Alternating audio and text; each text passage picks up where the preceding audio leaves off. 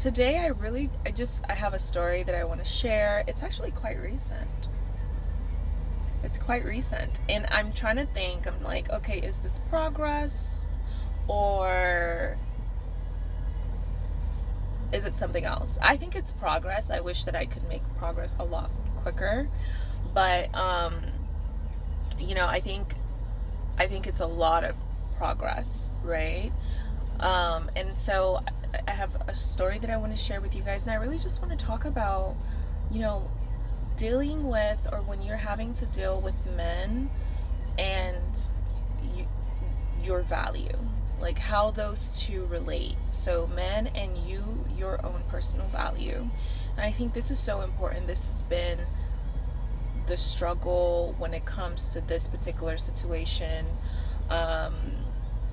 This particular story that I'm about to share that recently just happened, actually, right? But when it comes to like your value as a woman, making sure that the value that you have for yourself, which hopefully is high value, high standards, is being portrayed by the person that you're with, right? So let me just shorten the gist of what happened.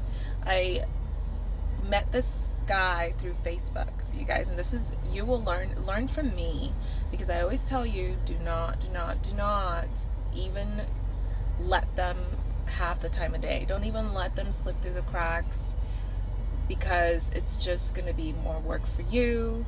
It's not going to be advantageous. It's just not worth it. It's not worth your mental health. It's not worth your psychology. It's like, just have high standards all the way through and just stick to them, period. That's it. So learn from me. But there's this guy that I met on Facebook. He had sent me a friend request. It took me about 4 months or so to see the friend request, because I'm usually not on Facebook. I'm probably going to turn my Facebook into just a public profile, because I don't really have like close friends or anything. I mean, I have some family on there, but whatever, I don't, I'm wanting to just use that as another public platform. But I digress. So met him on Facebook, sent me a friend request, but I was in a relationship when he sent that friend request. And I typically don't really get on Facebook anyway, so it took me about 4 months to see this friend request. The last relationship I was in, I guess they were friends, and I guess he saw me on his profile and decided to send me a friend request, which is the only way it could have happened, because I live in Dallas and both of them live like 3 hours away, right? It's like 3 or 4 hours away from what's on their Facebook profile. So anyway, I see it, instead of ignoring it, and learning my lesson from my ex, who lied to me the whole time. You guys, he lied to me. Let me tell you how this transformation for me came about, because you guys might watch my video and think, oh, she's so brutal and she's like so extra, and she's like, let me tell you what really started this mentality of like, what is this? This is insane. This is not, I don't have the correct equation here. And it was because of my experiences, I think, much like a lot of people. So my ex, prior to this guy, he was married, you guys, like, and I never knew. He never told me. He kept that a secret. Told me he was divorced, and I asked him for how long, and he said 2 years. Well, that was not true. That was a lie. And so when I found out, of course, the relationship, actually, he never admitted it. I just had a feeling. And so when I have a feeling about something, I usually can't really just let it go, because I'm not able to sleep. And so more fights started happening, and I just ended up leaving the relationship altogether. And it took me about 6 months to learn to go through that whole process. Thankfully, I wasn't stuck in it for too long of an extended period of time. But let me tell you, like 6 months of that BS with someone who is definitely a narcissist, and I'm saying the diagnosis because I was with him, so I was able to diagnose.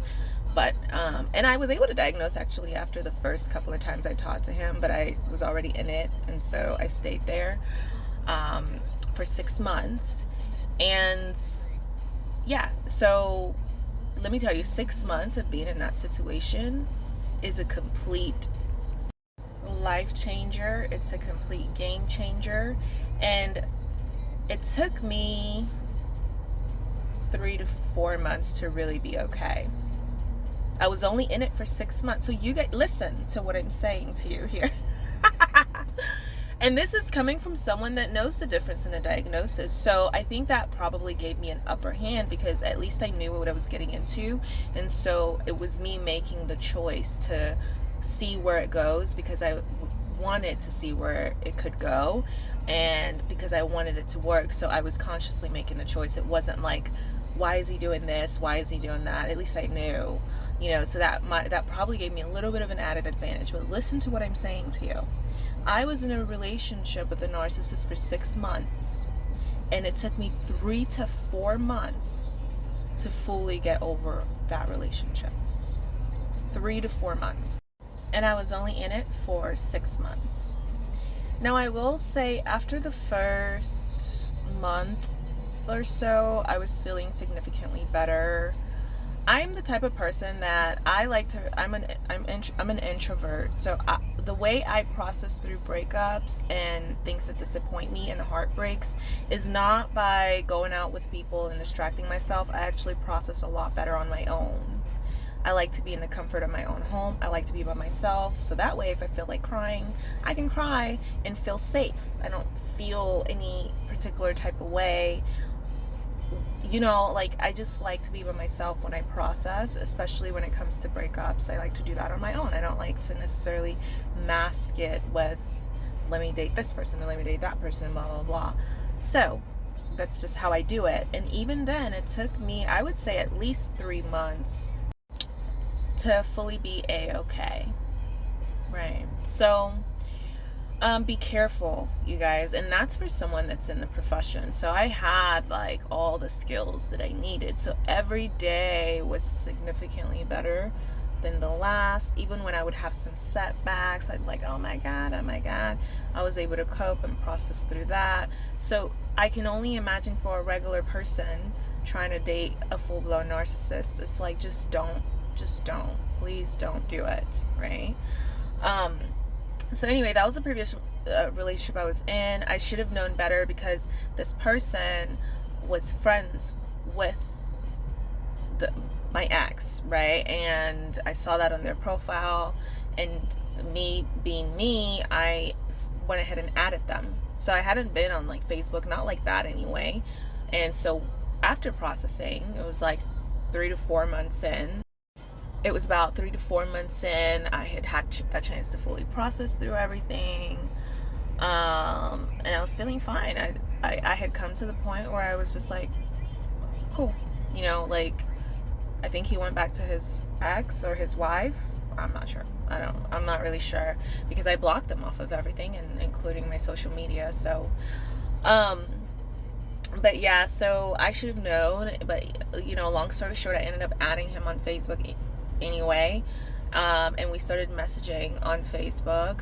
But I was on his Facebook. There was nothing that would have indicated to me that he's in a relationship. There was nothing that would have told me like, oh, this is someone that's in a relationship. Like literally, if you go on his Facebook page, it's like there's no pictures of anyone else but his daughter. He has a daughter. And so I didn't know, that I was getting myself in the same exact situation, right? With the only difference is he's not married. So he's 32, around the same age, and he is dating, I think she's like 43 or 45, around there, 43. He's dating a 43 to 45-year-old lady, and she lives in Arkansas. Of course, I'm in Dallas, and then he works in Louisiana, and then I guess goes to Arkansas on the weekends, which is where his daughter also resides, and he lives with this 45-year-old woman or 43-year-old lady. And so, but of course I didn't know any of this, right? So I didn't know any of this. So within the first few days of us, me and him messaging and talking, I'm thinking to myself, oh, he's cute, you know, he has a daughter. My preference is to not date people with kids. So the first boundary of mine that I myself broke, right? It's like from my ex, he had like 3, and I was, at that point I was open to it. I was like, even if he has 3 kids, I'm open to that. After that experience, I was like, no way. Like, I don't really, my preference is to not be with anyone that has kids, because I don't have kids, so I don't want to deal with it. And I broke it already, right? So mistake number 1, I was like, oh, he has a kid. Mistake number 1. But I was like, well, you know, he's cute, so let's see where it goes. And I don't see any females on his profile and stuff that would lead me to think he's in a relationship. Like, literally, like, for years, there's nothing of anyone else on there. Well, so, you know, we were talking, I can't remember what exactly transpired. I think he went without answering for a super extended period of time. And that made me, because I was messaging him and he went without answering, that made me suspicious. And so I went back on his Facebook profile and I dug some more, and I scrolled all the way down. You know how you can scroll down and you like previous years? And then I started seeing some weird things, and then I saw this birthday post. I think I had to click on his baby mom's profile, and then from there I saw like a birthday post. Anyways, it was a birthday post from the 45-year-old lady. I think she's 43 or something. I don't know if she's 43 or 45, one of those two, but it was there in that range. And I said, what's this, you know? And so I clicked on her profile and I saw that she has more recent posts of him. So she, like, this year, you know, there's a lot more recent posts of him on there. So that's how I found out, oh, okay, so he's been playing me this whole time. He's actually in a relationship, and just lied to me about it. Okay, so mistake number 2 was that I forgave him for that. When I found out about it, what I did was I added his 45-year-old girlfriend on my Facebook profile. I sent her a friend request, she added me, and I guess she knew something was up because we only had one mutual friend and it was him. But I added her and then I blocked him from my phone. That was my response. And then he messaged me off of Facebook. We talked again, and I ended up unblocking him from my phone, and I ended up stuck right back in this cycle, right? So mistake number 2 there, like, you know, you lied to me, you have a whole relationship that you didn't tell me about, and at that point I should have definitely walked away, because not because I care about the 45-year-old lady. I really don't care about her because I don't know her. But because he lied to me and was very, very dishonest about it and shady, especially coming from my previous experience. And so I forgave that. Mistake number 3, I didn't know they were living together. He lied to me about that too. I can't really remember how I found out about that, but I found out that they were living together. He goes there on the weekends, blase, blase, blase. Mistake number 3, I forgave that too. I forgave that too, right? I forgave the fact that, like, he didn't disclose to me and wasn't honest to me about the fact that this is where he lives. He lives with this 45-year-old woman, right? And she's not good looking.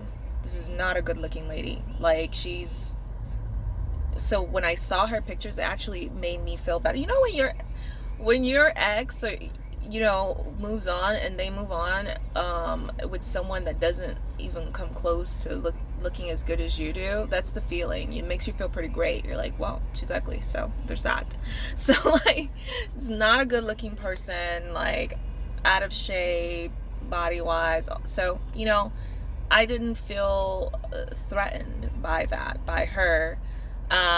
Which it might have helped if I did, because maybe it would have pulled me out. It would have definitely pulled me out of it a lot quicker, you know. But she wasn't really something that I was like threatened by. So anyway, I don't really know why he's been with her for like about 4 years, but there's like not much on his profile at all with this person. And then you know, he told me about fights they would have that would get physical, and she drinks a lot apparently and gets drunk, and then it would turn into physical altercations. So mistake number 4, not taking those huge red flags and, you know, blocking that same day. Like, oh, that's insane, because you know, because that was always in my mind. Like, I feel like, oh my God, if you're gonna put your hands on her, then you probably put your hands on me. I do not doubt it. And I'm smaller than her, so I can't get body slammed into a table and escape scot-free from that.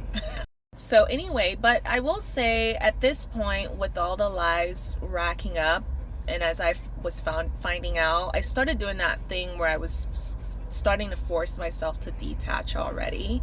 So I was trying to talk to him less. It was really, really hard, because, you know, these types of manipulative people, they will reach out to you every day, call you, so you're talking to them on the phone, so it makes it harder to detach. Well, I started forcing myself to detach because of all the lies that I was finding. And so this particular situation only lasted about a month and a week or something like that. And yesterday was the last straw. I cut it off and I was done with it, and I told him I'm done. And what I did in this case was I sent a whole text, because one of the things he would try to do every time he told a story about something that happened between me and him, somehow it ended up becoming my fault. It was so weird. Like, he would never tell the story and say, yeah, this is the part that I did wrong, this is my part, this, you know, the story would always turn into, well, you're the one that started fights with me, you're the one that did this, you're the one. So it would always come back around to where it was always my fault. It was very, very strange. And that alone is a mind, you know, that could really mess with your mind if you stay in something like that. I called him out on that. You know, I was like, that's no, I'm not doing that. So anyway, what really, really did it, the boundary that he really, really crossed, as you can imagine, if I'm like forgiving all these things, then, you know, you're probably thinking, well, how did you get out of it? Well, I was like, well, the boundary he really, really crossed for me was how he did not value me in the way that I want to be valued. That's really what did it. So what do I mean by that? The way that I want to be treated, the way that I want to be valued, and you see this in my videos too. Like, I really, really believe in, like, if a man's not paying for things, if he's not physically investing in you, he does not care. And the reason I believe that is because men are just different from women, and this is the language that they best understand. So they have to physically be doing it, not because I need it. Like, I'm fine, I'm fine. I was surviving before I met him, I'm surviving now, right? But because it's such an important part of the process. That's why I tell you, ladies, don't do 50-50. Make him pay for the whole thing, right? Don't 50-50 anything. If you're living together, he needs to be paying for all the bills. You know, don't take that on yourself, because as women, we already physically, we already have to cope with more when it comes to our hormones, when it comes to periods that we have on a monthly basis, when it comes to having children, you know, and men don't have to deal with any of that stuff. So why would you put more on your plate? And then on top of that, oh, now you have to work too and help and pay bills too? No, it's not a fair deal. I keep trying to tell you, ladies. I keep trying to tell you. So he wasn't valuing me in the way that I wanted to be valued. I was like, okay, yeah, I would pay for your shopping. I'd pay for your nails. I was like, oh, okay. So the very next day I sent him a Cash App request. And he did a whole 180. He started telling me, cut off my light, it's been so hard, today's been such a hard day, you know, blah blah blah blah blah. So he refused to pay for the Cash App, basically, even though it was his idea, and he said that I should go shopping because that would make me happy, or whatever he was, not the nonsense he was lying about. So he never did it. I don't know if it's because he's broke. It's probably because he's broke. Like, he might have enough money to sustain himself, but he's definitely nowhere close to like well off or a wealthy guy. Because, you know, wealthy men, they don't care. They'll do it. They'll be like, okay, yeah, sure. Like, if they like you, they'll do it. Especially, you know, if you're putting up with all that BS, it's like, okay, so what am I getting in return? You know, how are you showing that you're investing in me? How are you showing that you care? And you know, I'm not going to get into a situation where you're with someone else and I'm just sticking around for no reason. You're not paying my bills, you're not making yourself useful in my life, and you're not valuing me in the way that I want to be valued. You're lying to me, you're upsetting me all the time. You know, you're blaming me for things all the time. Even little things. He plays video games. That should have been a red flag too. Of like someone that's not serious, right? Like all the time that you're playing those video games, you could be thinking about, okay, how do I want to advance in life? Do I want to build a business? You know, there's so many other things that you could be doing. But anyway, so I try to come up. So another mistake that I made, all within a 1 month period. So the reason I say this is probably progress is because this time it didn't take me 6 months. It took me a month. But I also think that he was worse than my ex. That's probably why. My ex put in a lot of physical effort. Like, he would drive down to Dallas, buy me stuff, put up with arguments, and like, he put in a lot of actual physical effort. So although he's, you know, a narcissist, like, he did a lot of things action wise that kept me hooked there for a good amount of time. I might have still been hooked with him if it weren't for the fact that he's actually still married, you know, and so he hasn't really let go of that relationship, right? So there's nothing that can be done there. It had to end. So anyway, this guy was a lot lazier, you know, complains about everything. Oh, I don't want to drive that, you know, just not willing to make anything happen, not willing to inconvenience himself, not willing to sacrifice anything. So I don't really know what he's learning from this 45-year-old lady. It makes me feel like she's a loser. You know what I mean? Because if he's doing this with me, he's not doing anything with that lady. Like, for real. Like he told me she asked for $200 once, and he gave her $200, and that was such a big deal. Like, I was like, she asked you for $200, you gave her $200, and that was a big deal to you, to where you mentioned that, like, something that was like, I'm like, she, you know. So anyway, all the lies, and I try to make it easy. He plays video games, so I said, okay, well, you don't want to pay for shopping and nails, even though that was your idea. Well, we talk about video games all the time. Like, maybe look up some video games that we can play together. I have a PS4, you have an Xbox. Maybe we can find some games that we can play together. Maybe look some up and let me know. Never did it. Couldn't even be bothered enough to pick up his phone, put it on Google, and see real quick, like, which games we might be able to play together. Couldn't be bothered enough to even do that. So when I tell you this guy could care less, he could care less. But then on the phone, he would spend like hours of time talking to me, and I would literally feel my emotional energy drained, because it takes a lot to keep someone engaged for that long, talking to them. And I don't really talk, so I mostly listen. So I'm like mostly listening, trying to make sure that the conversation is engaging. It was a lot of work on my end for no return. I mean, for someone that doesn't even care enough to look up a freaking video game that we can play together. And so last night, so I, at this point, another thing that I think I did right is I started dating other people. So that way he wasn't the only one that I was talking to. So that really helps too. And the other people I was dating were people that I actually wanted to date, were people that actually pay for my date, that put in all the effort that he wasn't putting in, and that I'm still dating till this day. So that really, really helped too. But I intentionally made sure that that was the case. And if I was gonna like talk to this guy, he would be a side guy. There's no way he can be a main character because he brings nothing to the table. And I can't compete with the 45-year-old that he's with because I cannot tolerate that behavior. I just can't tolerate that behavior. I'm so sorry, but I don't want you in my house just playing video games.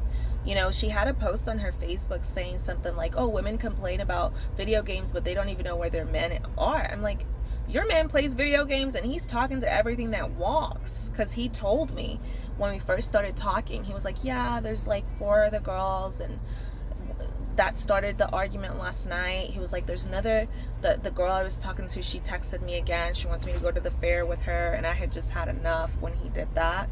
I had just had enough. And I said, you know what, it's done. And so I blocked him. It's done, right?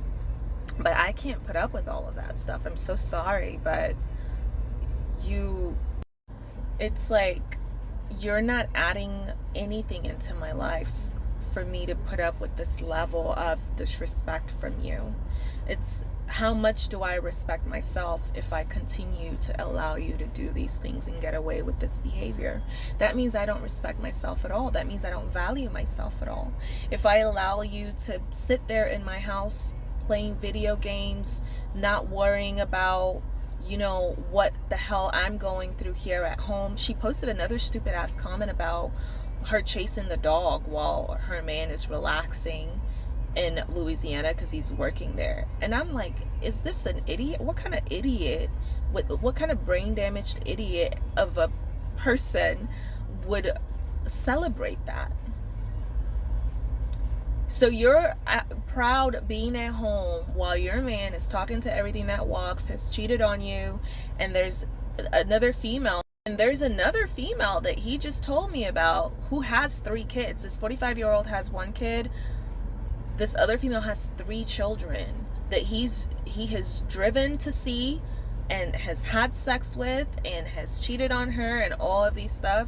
And you're just out here proud to be at home stressing out chasing some fucking dog, your dog, while he's chilling.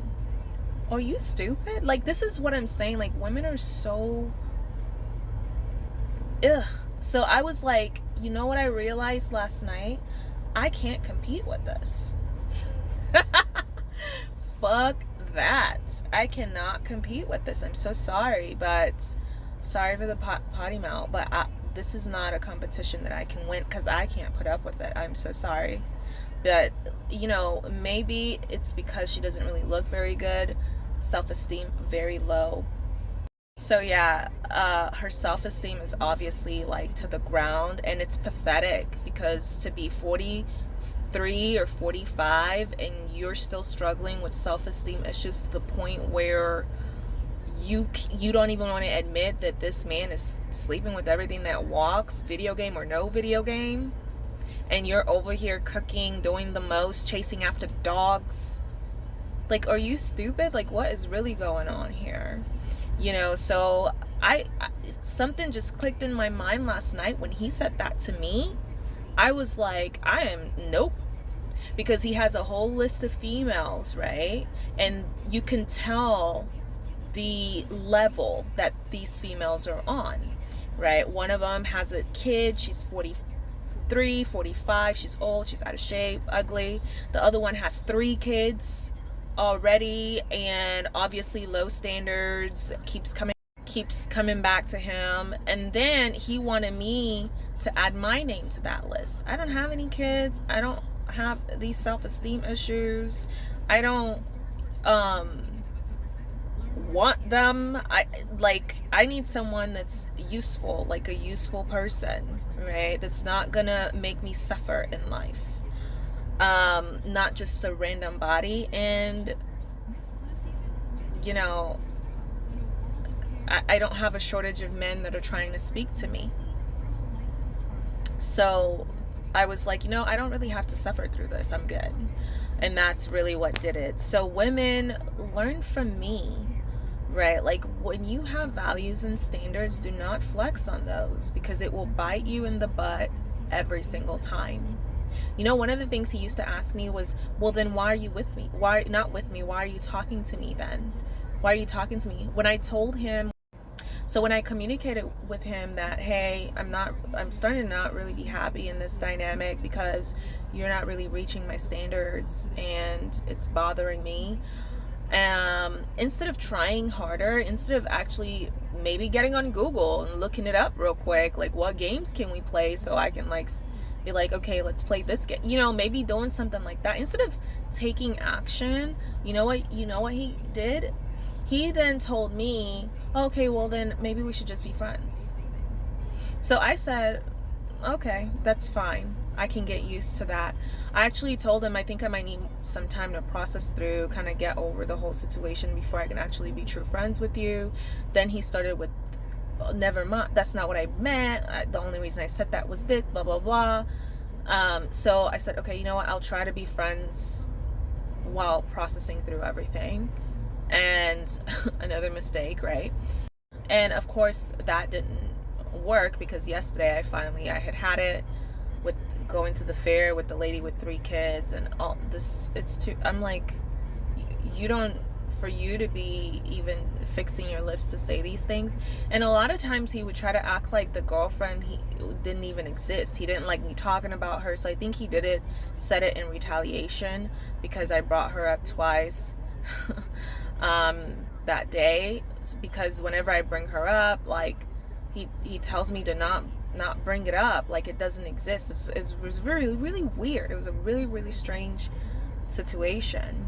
But yeah, so I basically just told him, like, yeah, it's not gonna, I'm not putting up with this. I'm so sorry, because I'm not on the same level as these other females that you have.